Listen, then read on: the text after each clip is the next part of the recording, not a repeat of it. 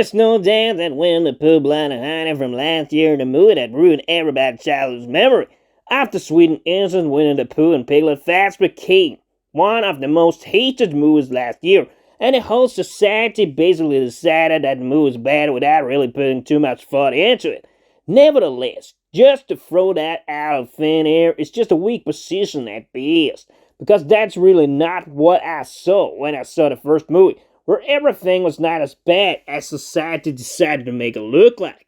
With this movie, however, the sequel released this year, where they of course promised to rile it all up and make the kill count much higher.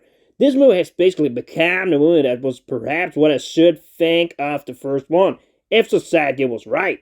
But of course they weren't, and there's a lot of strange reviews for this one, which seems to be either fake reviews, or it's a case where for some reason either people haven't seen the first one, or they viewed this for some reason to be better, with better acting, visuals, and story. Naturally, I can't really understand that, because in my view, this movie is on par with X and Pearl as the absolute worst horror movies I've ever seen. Perhaps it might be better visually. That's something I might stretch my opinion to agree on. But as a horror movie that is supposed to entertain you, it does not work at all. This time, with a better budget, it might look better on the screen, but when it comes to acting, when it comes to tension, the movie fails on every level.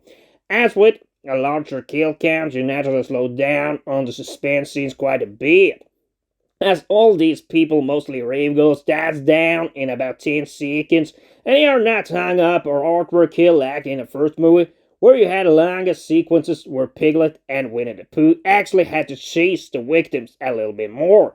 The tension in that movie was actually pretty decent, and one of the reasons why I felt it was not as bad as most people had made it out to be. Because actually those chicks, let me tell you, they could scream and create this real feeling you have when you feel the characters are afraid in a horror movie. But there's no such case where everyone falls down like flies and never manages to scream in a passionate way. That's one of the reasons why this movie fails on every level. Like I said, the tension does not work. That's also not a case with the general cast, where I will have to criticize the cast choice of both Scott Chambers as Robin and Tallulah Evans as his friend or girlfriend, which is kind of unclear at some point. As other people also claim that the main character in this movie actually was gay, but I didn't really see any indication of that, although he did perhaps seem to act more feminine and fragile. But at the same time, Robin is perhaps believed to be more sweet and innocent. Nevertheless, it should be said that when Robin was angered in the first movie, that actor looked and felt a lot more believable, as you rather see in this movie, where it feels kinda weak and strange the whole movie. It just seems that he does not really care when he acts, but the same goes for Tallulah and any other actor in this movie, which shows why horror movies rarely get over a 6 out of 10 when it comes to rating.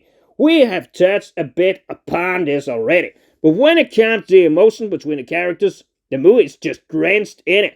When a strange professor talks about the DNA, when Robin talks to Tallulah or the therapist or his family or sister, it's just about this creation of a strong emotional mood in the movie. Of course, leaving time still for horror scenes, but not like in the first movie, where it actually was about an attempt to make a horror movie. This feels just all about creating more grotesque horror, perhaps in some small moments, before then making much more time for the emotion and the story, which is not much of a story, but perhaps better than in the first movie.